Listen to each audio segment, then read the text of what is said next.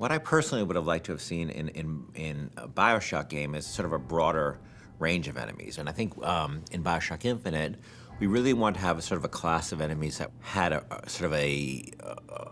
more imaginative range of powers. And we came up with this concept called the heavy hitters, who are enemies that are sort of used to not just be more powerful, but also to augment the abilities of the more traditional BioShock enemies. You're gonna come across them in certain areas of the game, and they're gonna provide a really unique challenge. Red is the price of liberty. You know, we wanted an AI that really expressed sort of the very sort of clear system of beliefs that founders have, and a heavy hitter that would sort of represent that.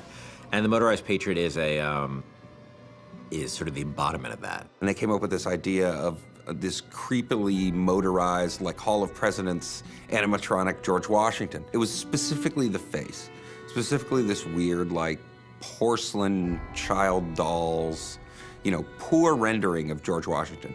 That kind of clinched it. Everybody saw it and said, okay, we can roll with that. It's one of those rare moments where you kind of all come together and you realize, okay, this is going to work. We're all on the same page here. Let's just move forward with what we got. I can use a turret! On it! Booker, the gear! So the Motorized Patriot, a couple of things make him really special besides the aesthetic of him. One is that he's, unlike most of the enemies, he's completely fearless.